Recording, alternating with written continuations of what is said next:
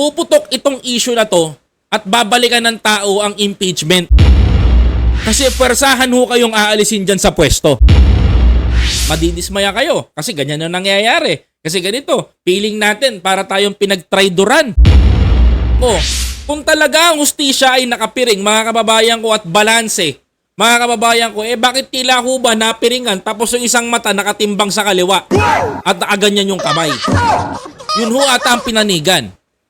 Siyempre nang dahil ho sa sinasabi natin kapatiran. Mga kababayan.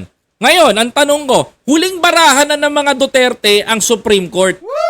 Pagdating ng Pebrero 6, 2026, mga kababayan ko, ay guarantee, mga kababayan, puputok itong issue na to at babalikan ng tao ang impeachment.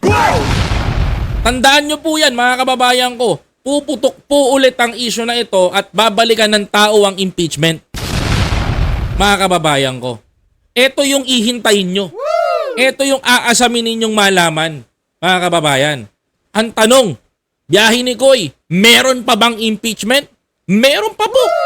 Hindi pa ho tapos ang laban. Pero, mga kababayan, sa ginawa ho ng SC ngayon, tila ho ba dismayado ang tao? Baka hindi na tayo umabot ng next year para ipa-impeach yan, mga kababayan ko. Baka pag tila ho ng bagyo, baka lumabas na ho yung tao. Yun ho ang kinakatakot ko. Kasi pwersahan ho kayong aalisin dyan sa pwesto. Mga kababayan ko. Ngayon, ang tanong ko dito. Ngayon nakita ng tao ang impluwensya ng kapatiran at ng mga Duterte na ilabas nila sa huling baraha. Sa tingin nyo ho ba, mga kababayan ko, mananahimik ho ang Kongreso? Mga kapatid, tanungin ko ho kayo, sa tingin nyo ho ba, mananahimik na ang Kongreso? Sagot po dito, hindi. Hindi ho mananahimik ang Kongreso. Kasi mga kababayan ko, sa una, akala nyo madidismaya tayo. Madidismaya kayo kasi ganyan yung nangyayari. Kasi ganito, feeling natin para tayong pinagtraidoran ng kataas-taasang hukuman ng bansa. Kasi halata naman na ang ginagawang pangungulimbat ay kitang-kita't may resibo.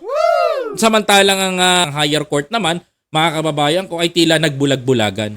Sabi nga dito ng isang kasama natin na si Ako si Bong, delikado, technical sabotage to nito next year. Well, mga kababayan ko, if you think na magiging technical sabotage to next year, I told you guys, tama po ang sinabi ni Ma'am Emilia Moncada.